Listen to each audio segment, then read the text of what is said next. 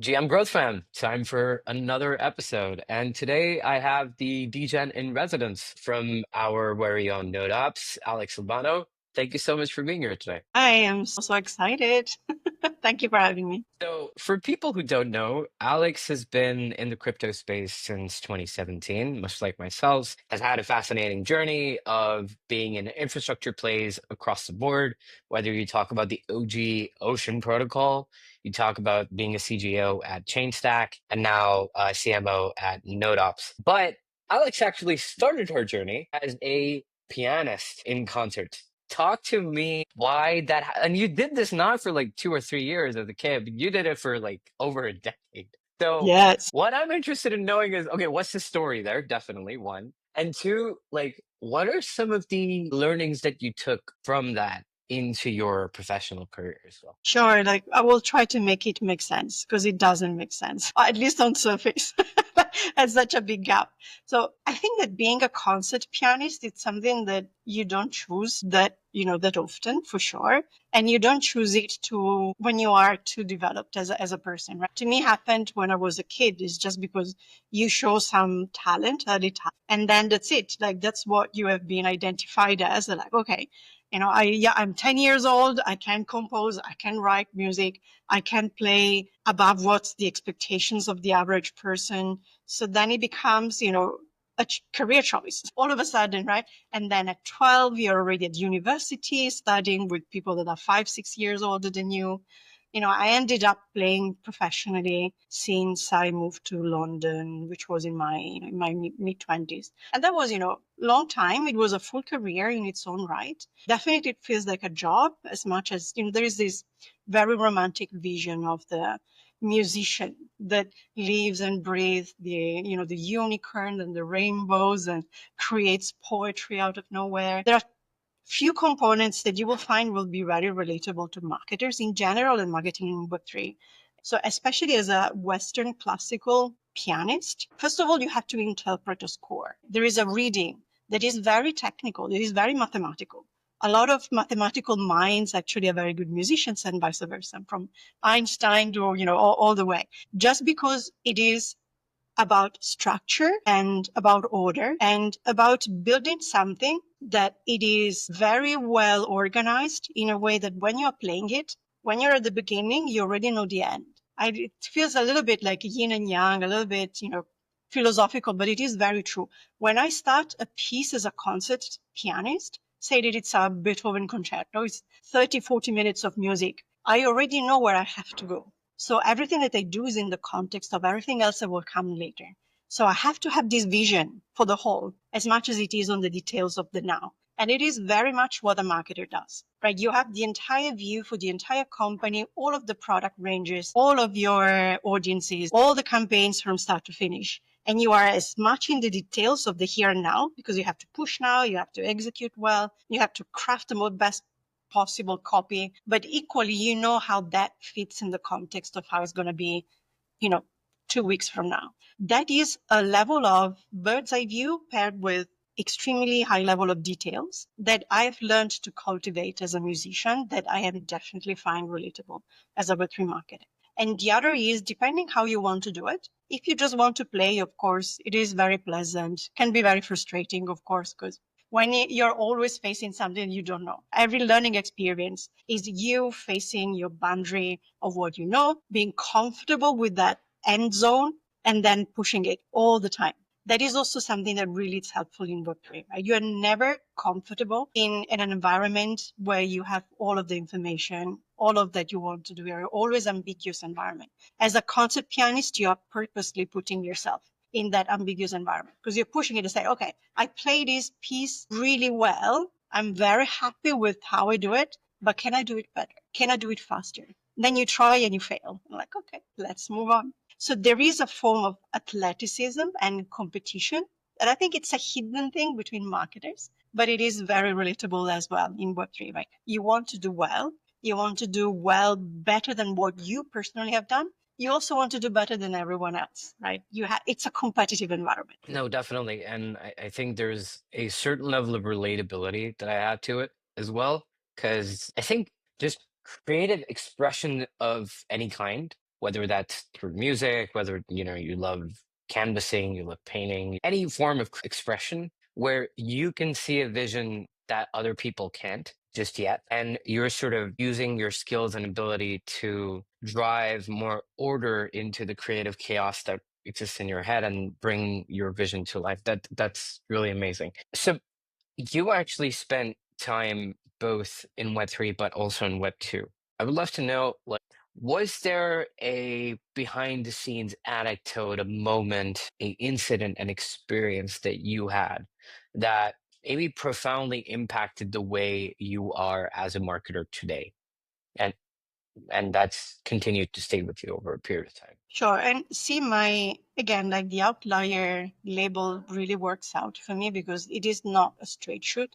From being a concert pianist, I ended up being in the UK, managing contracts for the skills funding agency, helping unemployed people finding jobs, and then upskilling, and then young people also finding their vocation and helping them. I'm actually a trained career advisor, among the things that I have a portfolio of things that don't fit together, but they make sense. And to me, one of the things that I've seen behind the scenes as a marketer is that people really need other people to feel the purpose of what they do. It is something that in Web3 should be there. Sometimes it's there, sometimes it's unspoken. But as a marketer, I believe that it's one of the superpowers that we can really exercise. So, and especially when working, in a sector where you have people in need, they really need you as a marketer, because one, you have to champion this for them to get funding and to get more visibility. Then you have to champion positive perception of them, but you also have to find one another. You have to help them find one another, right? You have to help them find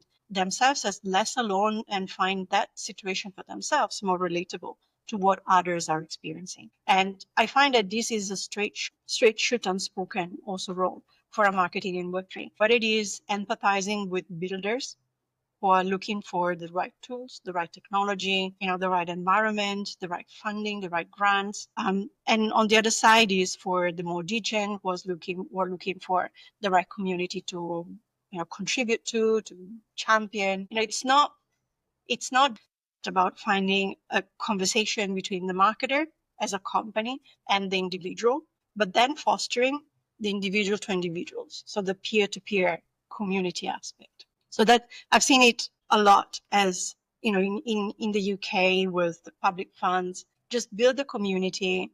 That is also your job. Let's talk about the community aspect a little bit, because you actually did it for Google of all places. I would love to know, because being in Web3, not having worked with a Web2 brand, like my perception is, okay, this is the dinosaur trying to come into an industry where they're bound to feel out of place. But you, as the person who is the steward and driving that direction forward for the dinosaur, um, and I also want to jump into a little bit also, like, no shade to Google. I love the company. There's a lot of inspiration of taking from them.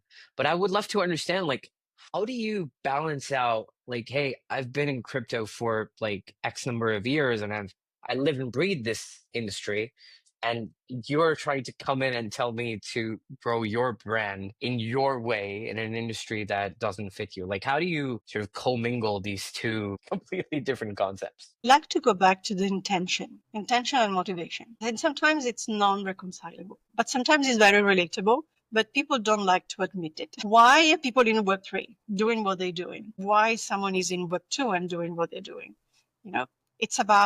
Sometimes it's about a product, pushing a product, make sure that they find the right audience and that has a transformative power over the environment that it impacts. Other times is about making money. Very simple, right? I have people that I am accountable to, whether it's token holders or shareholders or stakeholders, right? We all have stakeholders to an extent. We all have audiences and communities and ecosystem that we're accountable to. It's just that the shape is different. So for Google on one side, it's about building that value for the company, which is strictly commercial on one side. But just remember that also Google has a wide culture and tradition of open source and grassroots community.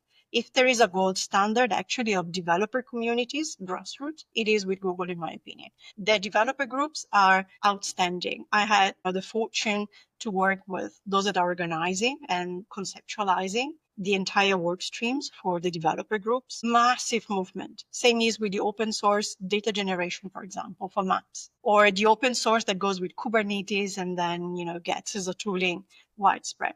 There are many touch points on both sides. I think Web3 does have a commercial side that is, I think in 2017 was definitely a dirty word. Even having someone using the word sales would just get you out of the room immediately. I think now Still does. people are just, Still does.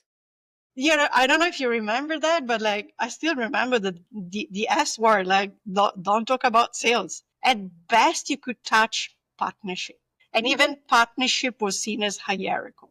So maybe you could land on collaboration. That was as far as you could push the envelope in terms of getting what you need in mutual exchange, whether it's transactional or it is mutual exchange of value. Just now, there is a maturity that is coming into play, and also I think a sobering understanding that there is accountability. It is not magic money. It is not just, side project that you do for the sake of doing it, right? You have a responsibility as a founder, as a team, to your stakeholders. That usually becomes getting more customers, which you cannot use customers as a word, but let's play pretend. Let me use the Web2 words into the Web3 world, and let's see how that is cringy, but you will have customers to acquire.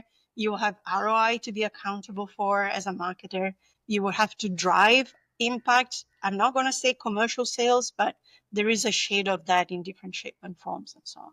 So I think there are more touch points that we want to admit between the two, especially at motivation and intention. And then the language is very, very different. So I can give you just one concrete example. I was dealing with and working with the super, super uber talented branding team at Google, and we had to conceptualize the booth for Token 2049, right? And they were asking me, like, if we're just doing business as usual, we're not going to cut through the crowd. Right? We want to just look cool, right? We want to fit in. How can we do it? And I'm like, I cannot touch your branding system. I cannot do anything that is too degen for you, right? I can't do it. But there is one thing that you can do. One of the taglines, especially for the developer side of Google, was build for everyone.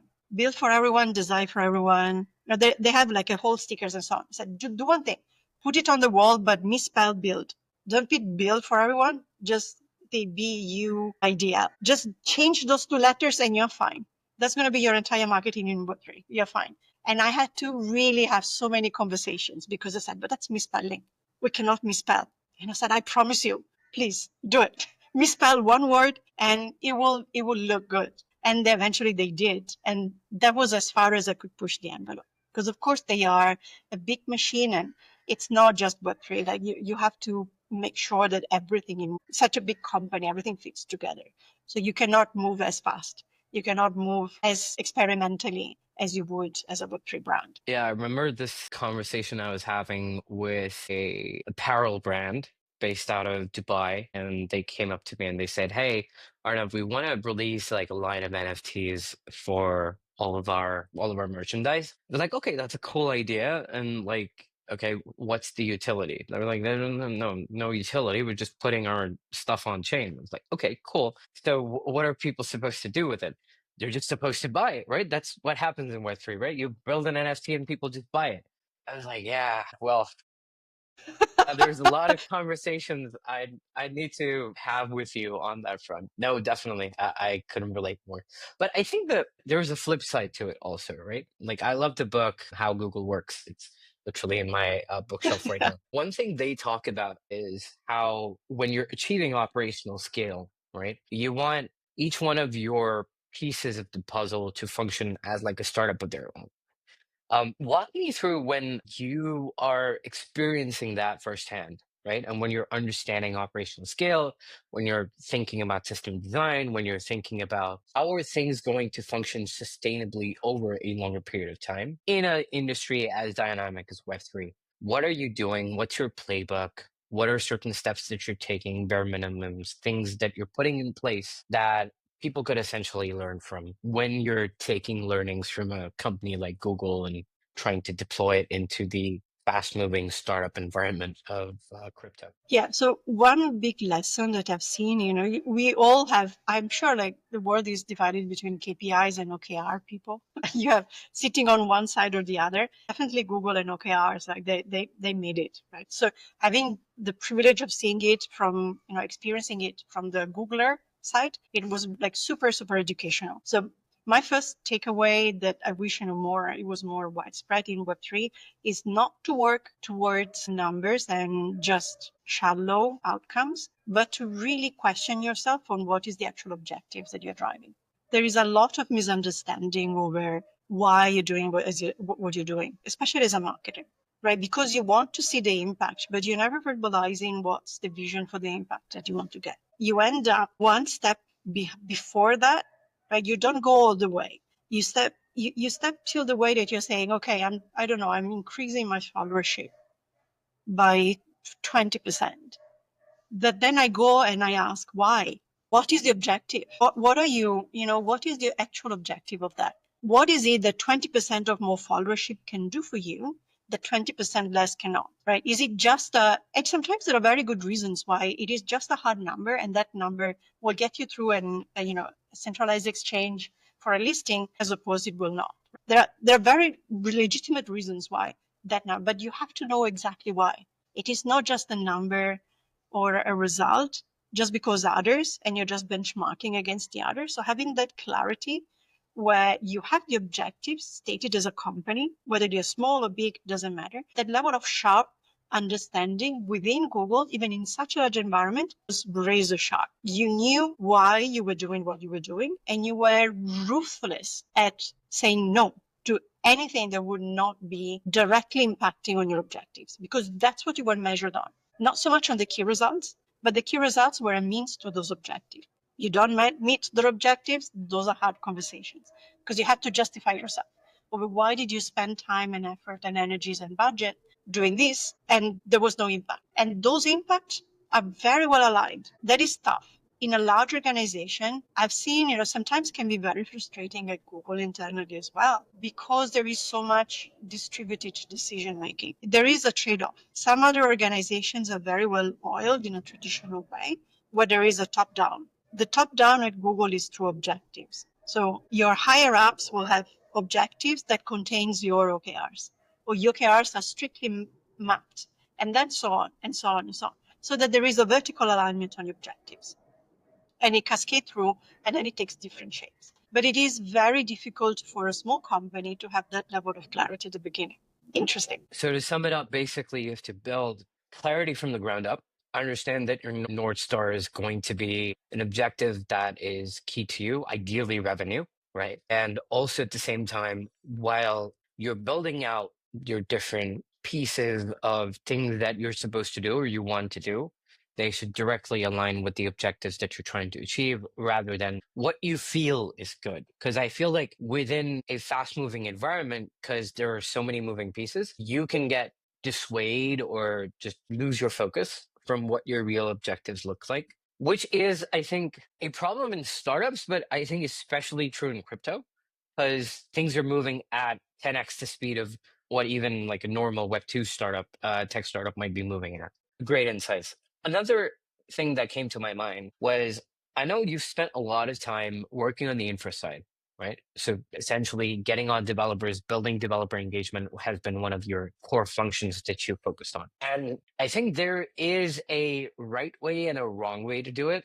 I know we've spoken about this in the podcast, but I would love to know from your perspective, what is the right way or the wrong way to do developer engagement? Because I feel like right now, the way systems are functioning, while crypto is maturing as an industry, maybe how each one of the pieces change. The objective is revenue, but how does developer engagement change? How do infra plays sort of adjust themselves and reorient themselves to the new reality that's came to be now? Yeah, and I can speak directly from NodeOps experience just because it's the last one and it's very fresh. But I can give you also a general overview of what I've seen overall. So I think one of the wrong ways is to just assume that because you're throwing some grants and some money, and that the builders will just come. Right? That means that you are establishing it as a transactional relationship to the get-go. And it's not them, it's you, because you're setting the scene.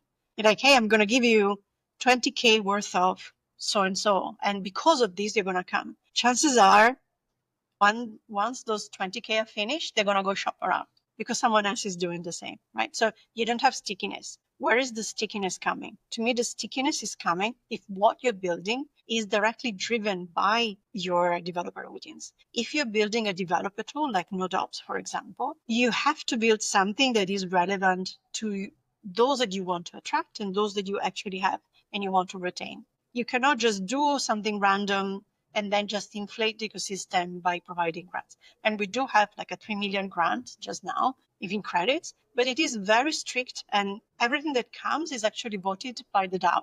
So if you want to get credits, it's the community itself that is voting and deciding over how to do it. Right? It is, to me, a more true way to build stickiness. Developers also don't come just because you're covering their costs. They're coming because you are providing them with an opportunity to, I'm going to use the word transformation, transcendence, if you will, like they will come through to you and there is an end state that is transforming them into something better. They are deploying a product they were not able to deploy, right? You're giving them the tools to do it. Or they had a minimum reach and all of a sudden through your ecosystem, they are able to monetize this at a different scale. But there is a transformative step that you are facilitating. Having lack of clarity there, deadly. You think that transformative power is just giving them a grant, you're dead. Builders, especially in Web3, they are no bullshit. Like they don't want marketing bullshit. They don't want fluff. They don't want, just a story that will make it fit.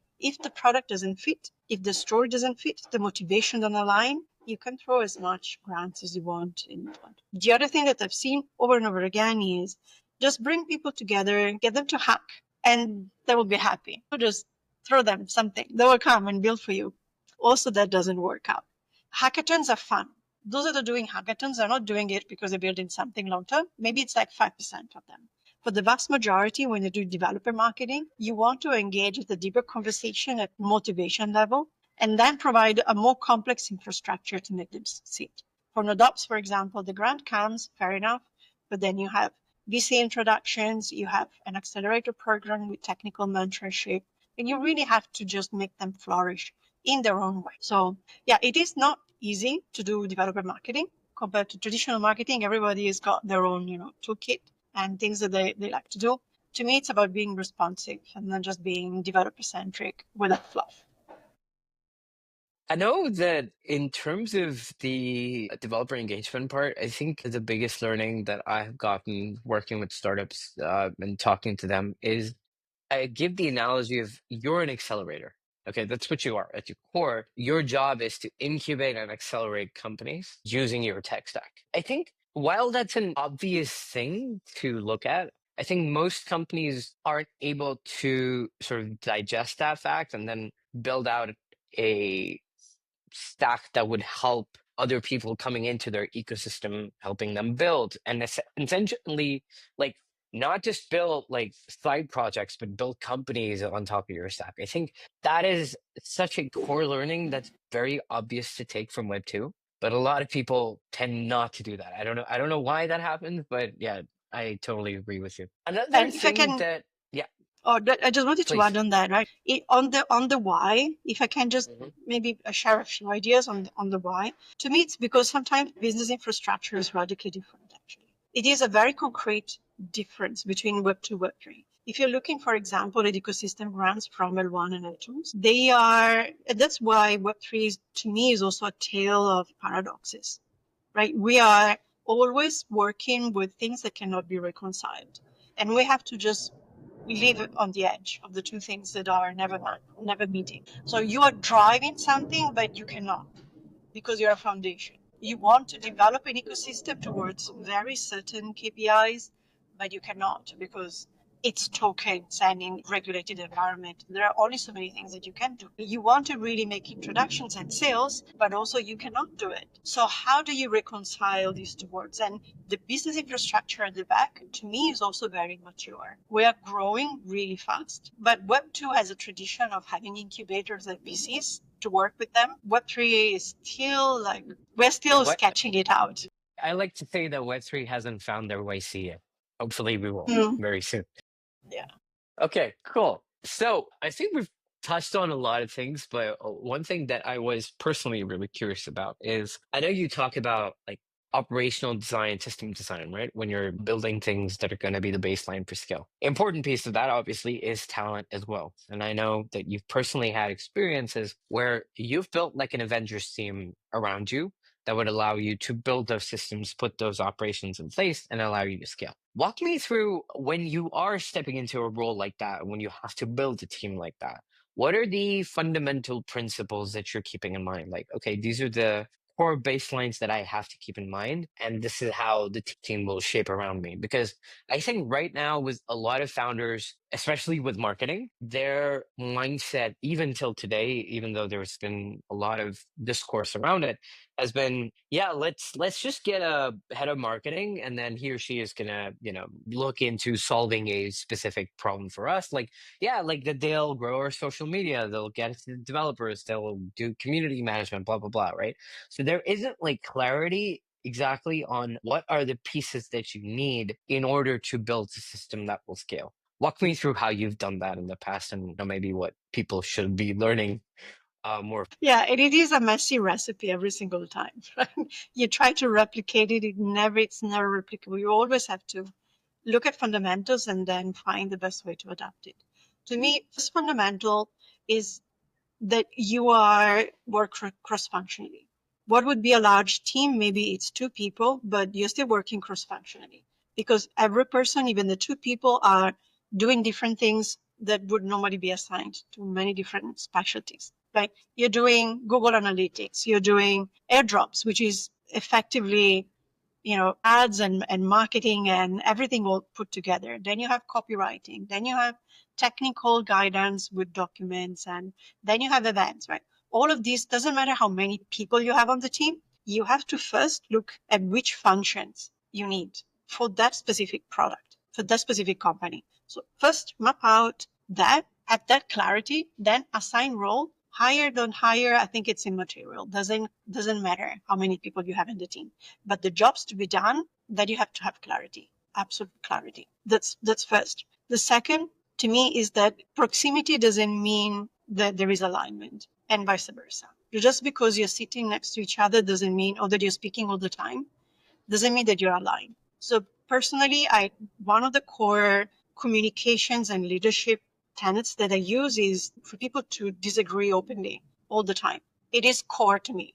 Don't just agree and then do what you want, or that passively aggressively try to change things to show that you're right and I'm wrong, or vice versa.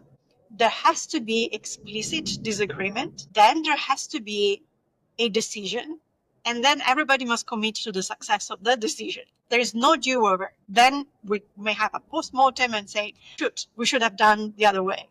Fine. Next time with data point, we learn, we change. But to have this explicit agreement and disagreement to me is fundamental. And for people that are distributed, as 99% of marketing teams in Web3, to get talent, you cannot just be geographically forcing that, right? You have to take the talent where it is. So just go. The one thing that really I find as a challenge in general for talent acquisition is a misunderstanding of where the talent is sitting. A lot of the, branded companies or branded territories like, oh, Europe must be better because it's more expensive. They fall into this, and it is BS. A lot of the talent may come from Lagos. Community, the environment for community building in Lagos, in Nigeria, in all of the Africa and MENA is absolutely outstanding. Completely, a candidate comes from there, they already know there's going to be, for the talent manager, is going to be like, I'm not so sure, let me have a think. Same is with India. Indian talent, amazing on all aspects of marketing. So they're estimated widely. Build the team, get them to over communicate with one another, get clarity over the jobs to be done, sign them with full ownership, and then trust them. You go micromanage, it's not going to work out. And also, I don't have all the specialties of the people that are in my team. If I had, then sure, but I'm not sure it's possible in Web3, especially. The level of depth of understanding for each of the functions, especially when you have token marketing, on top of product marketing, on top of B2B customer marketing, it is impossible for us to keep up to speed with the level of changes that we have in this environment and be competent at the cutting edge all the time on everything. You can't. You have to trust, you have to delegate, you have to learn continuously. So that's, to me, I don't know if it is very different from Web 2, but I think that the environment in Web 3 just moves very fast from technology Yeah. stack, from marketing. So I think there was also like a lot of just expectation setting where you're understanding that, yes, I've set up a team around me that is brilliant at their individual functions. They know what they have to do. They're not being micromanaged, so they have autonomy and agency to do what needs to be done. And I think in a fast moving environment, that is the core, right? Like, yeah, things can change tomorrow, but you know what to do, right? You have the agency to go and execute on what needs to be done to achieve the ultimate objective. So I think that sort of maybe works out over there. Was it like culturally difficult for you coming from Web 2, having that mentality to say like, yeah, you have agency, you have autonomy, like go ahead, do what you need to do rather than, everything sort of flowing through you, being approved by you, and then going into being executed? Was that ever like a challenge for you? Was it a challenge for your team? I think it's hierarchy that does the trick, even in Web 2. I think it's mind reading. My dream is to over communicate enough so that people have that little voice that is nagging them where everybody's aligned. And it's not my voice. Ideally, it's the founders and the CEO voice because they are setting the vision. We're just executing a specific subset of that vision when it comes to marketing. So it's me, I am the translator in a way, right? From that vision to marketing vision for that. So to me, everybody should be aligned internally and self-guiding. But you need time to get to that point. The challenge that I've seen is that turnover can be very high. If that is the case, then it takes time to build that level of, how do you say, like natural alignment within the team. And then it becomes the challenge. Like I can give you an example with no jobs once more. Marketing team, super lean. It's three of us, two and a half actually, because one person is doubling down as tech lead. So it's two of us, and we have to do so many things because, you've seen like the sheer amount of volume of things that we're pushing on a daily basis, from TGA that we have to do bootstrapping to airdrop campaigns to products that an announcement like every single day. Our product team is just on, I don't know what they are eating and drinking, but they're just so fast at churning stuff, which is a good problem to have for sure. But from a marketing standpoint, it's a bit of a nightmare because they're always catching up, never catching your breath. So you have to have a level of mind reading with one another, and then an alignment where you don't need to see each other.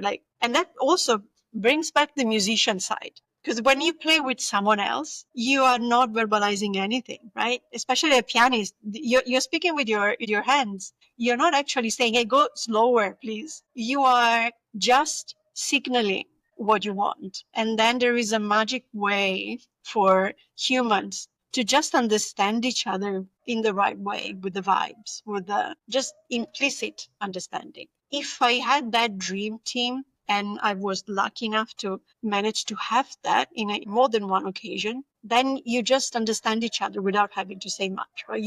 Like, I see you, I see why you changed that tweet, or last night when I was asleep and you have another time zone and you did what you did because we're aligned, like we can read each other's mind. Such a beautiful thing because the best teams I've worked with or worked on, this is exactly what used to happen, right? Especially with time zone differences, where like I'm in India, somebody's in the US. When they're sleeping, I'm executing. When I'm executing, they're like, when they're executing, I'm sleeping. And there is an implicit understanding of what needs to be executed on. And there's trust that, hey, if Arnav did X or I did Y, and then Y changed tomorrow or X changed tomorrow, there's a understanding of why that happens. Do you think like that is because especially I agree, but I also understand the perspective of, especially from a like an operational perspective of being in person. Obviously, there are like advantages to that. But do you think like remotely trust becomes an even, I mean, that's obvious, but then how do you build that trust within your team? What is it that you say to them? What is it that you make them think it in sort of a direction where this almost becomes implicit? Because every orchestra has a maestro, right? There's somebody guiding you through a particular process. Does that just happen through vision alignment, or is there like something fundamentally different that's happening in that chemistry of building that trust? To me, it's Because it's about one thing, building it. and why I'm asking that is like it's one thing to say it, right? And another thing to sort of implement that. So I want to know from like an implementation perspective what's happening differently over there. Yeah, to me, it's providing an environment that is safe for everybody, right? There is a lot of, the label, official label is psychological safety. But what does that actually mean? It means that you have created an environment where someone is free to be themselves and they feel unconditionally accepted for who they are. That, to me, it's a gold standard. That means that when someone is fucking up, that's fine because I am going to fuck up sometimes. It's okay, right? But there is a trust that the intention is good and that if you are part of the team, there is already a screening for your ability to deliver. So if something happens, it's because life happens, because macro environment happens, and just because we are fallible and that happens, and it's okay. So that level of, I know that I've got your back because I trust you as a person first, as a professional, and then also as a task executor. So it is not about policing the quality of the tasks that are getting pushed out. It's about understanding the context of the person that is relating to you. And that bond can happen in person, can not happen in person. That's why proximity doesn't mean that there is alignment to me. Physical proximities. We've all had that person sitting next to you in the office that is absolutely obnoxious and you can't wait to just not talk to them in the morning. To me, it's about building an environment where everybody can experiment, and that goes back to, it is not that the director of an orchestra is successful and loved and respected because they are directing everybody to the team. But there is a space for that kind of conductor. But to me, in my personal experience, it's not the most respected and loved. The respected and loved one is the one who respects your own creativity, gives that space for you to be creative in your own way, and makes it fit with the rest of the environment. That is the tough one. Because if you're just having people that are creative separately, then, and there is no guidance, then there is chaos or there is mistrust, right? Because you're just not, you don't know what the next person is going to do. So everybody is always on eggshell. But if they trust that you're guiding them sufficiently enough for them to not get it wrong, but you trust them to get it right, that to me is a magic. That then when happens, it's an environment that is very pleasant to work with. No, 100%. I think it was just important to make this clear because um, I think people understand it from a surface level perspective, but there's like a lot of BS around it where, yeah, okay, like, no, I trust you, but I'm also going to review every single line of I code do. and every single, every, But the two things are not, I will still check everything. I still feel personally responsible for every comma, every capitalization of every tweet that goes out, every design. I do look in every way that I can, every detail. Otherwise, how can I be informed on my own opinion of direction if I don't know what actually goes out? But that doesn't mean that I'm not going to go with something that it may not be natural to me, but I trust that someone understands it better. So the trust does not mean not checking or not being competent in terms of knowledge of everything that happens at marketing. That I am obsessively looking at. And the team knows everything that goes out. I am always looking. Doesn't mean that I am directing or forcing things to my vision. I hope that's not what I'm doing. I tried really hard not to. no, yeah, no, I think that's more from a perspective of, okay, you need to be in the know, you need to be in the loop, but it's not like, uh, you're sort of dictating what needs to be done, how it needs to be done, how it needs to be executed, so on and so forth. You're understanding that there is a framework that you're flowing within, but it does not mean that you're controlling every single piece and how exactly things move, so on and so forth. I think there's a fine line between micromanagement and like being a steward and guiding everything in the right direction. And I think that's a balance you need to strike with the kind of culture that you're building. One thing that I'm really interested in knowing your perspective on is with system design becoming more agentic in nature, having AI literally in every single aspect of how a system is designed. When you're looking at that, especially in a creative element such as marketing, how are you thinking about it? And how do you think like things are going to change, things are going to evolve from a practical perspective? Like if today your day looks like X, what is that day going to look like after AI is an integral part of your system design and the way you're setting things up for a creative Yeah, function like marketing? I'm like a super maxi on using AI on every aspect of marketing. Super. Like I've been experimenting heavily. I encourage the team. It was one of the first things that I actually did at NodeOps. Is like, guys, just go wild. Doesn't matter. To me, like, so first of all, like AI, how I use it, one bucket is on what I use it as co-thinking, right? So the ideation part, the creative part. The other is the co-execution, where you can delegate some tasks so that they get automated or you go beyond what you can. On the co-execution part, I actually find that AI tools are democratizing a lot of some of the roles that were not available before. It is not for the end execution yet. I don't think that we are that polished yet. But to get you there to experiment and iterate on conceptualizing new things, it is an amazing tool. So say, for example, ghostwriting. Fantastic. Maxi, right? Is it going to be like your copy and paste whatever LLM is giving you? No, definitely not. But will it get you 70% of the way? That will take you 2 seconds instead of 20 minutes to 1 hour? Sure. So for a small team, mighty small team, the volume of stuff that you can push is much bigger with minimal negligible budget needed for that. So that's one. And also for ghostwriters themselves, right? They can work more. They actually, the volume of what they can push is just more. The same is, for example, with UI UX, right? I conceptualize an experience from a branding standpoint. I can get an AI tool to visualize it for me. I can use it to clarify my own ideas or then pitch it to the CEO and say, hey, I'm thinking of this is how it could look like. Do you like it? Very good. No, I really don't like it. Or, yeah, there is something there. Then let's pursue it further. On the co-thinking side, you just need to be very clear that AI are probabilistic tools. If you have an understanding of how it works under the hood, then you can take what is good and beware of what can be bad.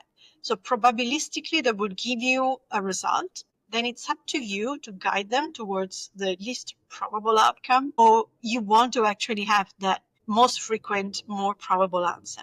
So market research, for example, synthetic data, super maxi for me to just be doing that. I am testing a new tagline, for example. Why do I have to just think about it? I go to LLM and say, give me 1,000 of this. Probabilistically, will give me the range of reactions. Probabilistically. That's fine. Same is with the ideation. Give me something and then you can see the pattern and it goes well beyond what I would otherwise be able to do. So it's an extension of your own skills, of your own ability to innovate, create, and it can be a sounding board. Like I can't tell you how many times I go to LLM and say act as, and then I will give that.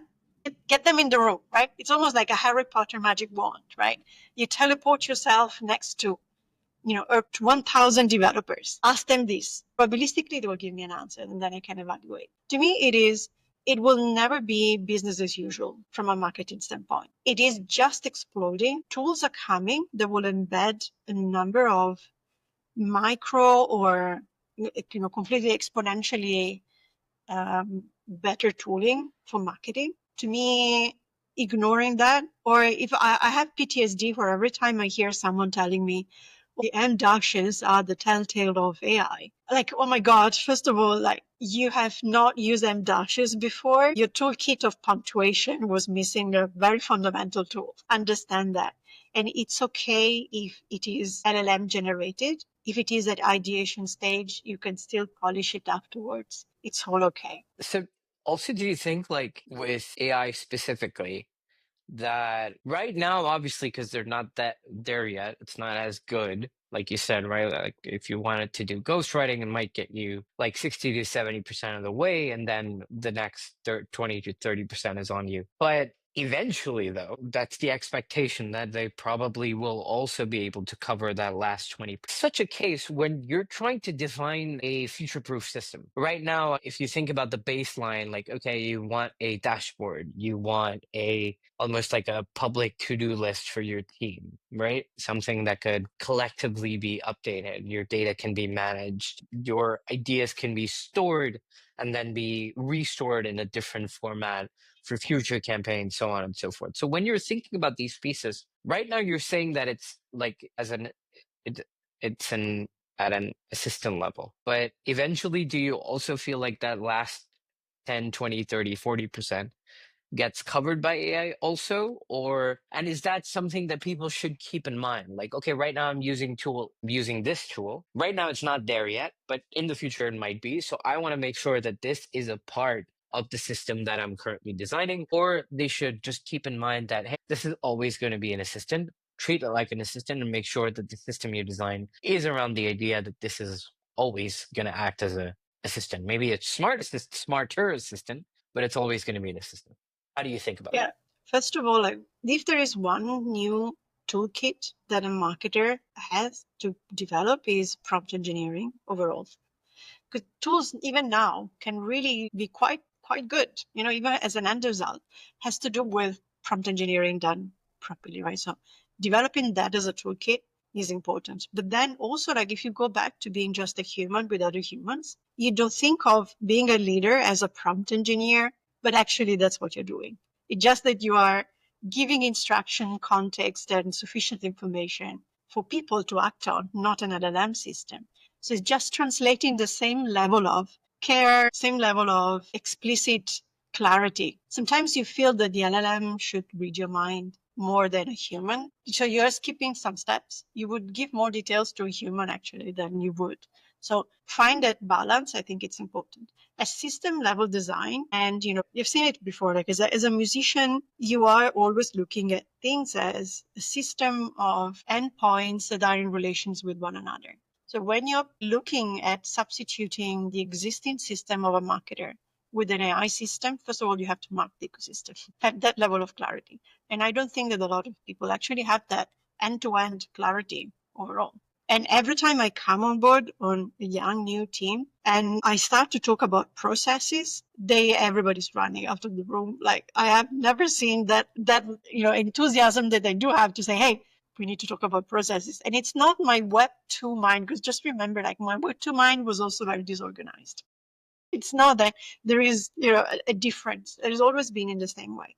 But to me, the idea of having the processes in place means that you can then translate those processes from human to human, or from yourself to yourself, one step after the next one, in a organized, templatized, replicable, scalable way, to delegate some of it or all of it to an AI agent or a system of AI agents. But the mapping is the hard work.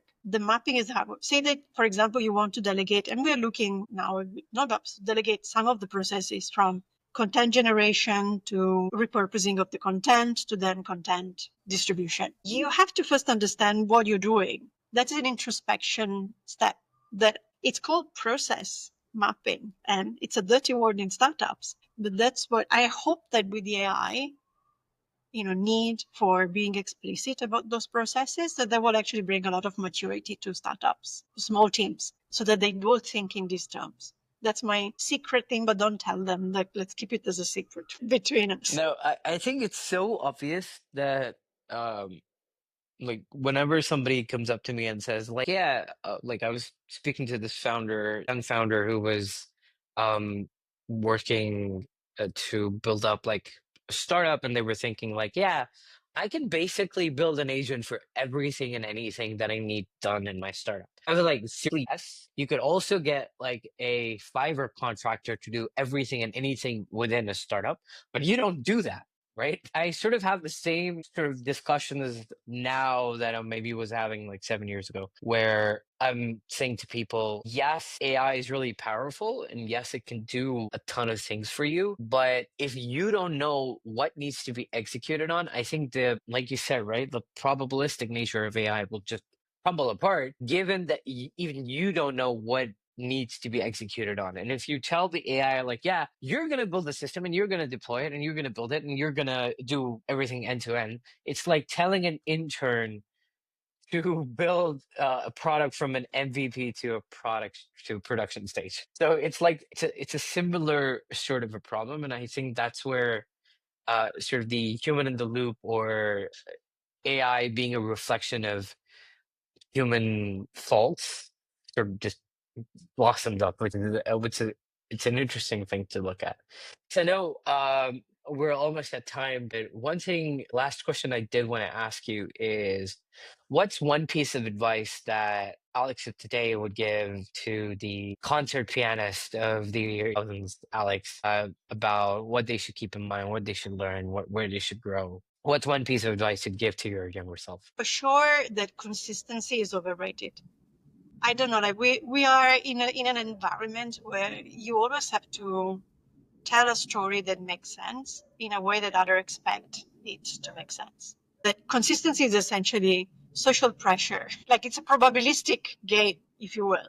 It is what is known to be a coherent set of steps that will make sense in a given context, right? That's coherence. And being consistent across the things that you do in your career, in your life, is just following a pattern that many others or many more did than others didn't. It's as simple as that. So I would say, Chuck, there is reasons why you choose what you want to do, what you can do. Follow what you feel is the right thing at the right time, and trust the process that that decision will make sense eventually. And if not, just use the tools of marketing to build the storytelling around it, and people will understand. But if the why are all well aligned in that point in time, you understand the context way better than anybody else, then it will make sense because it does. That's why you do it.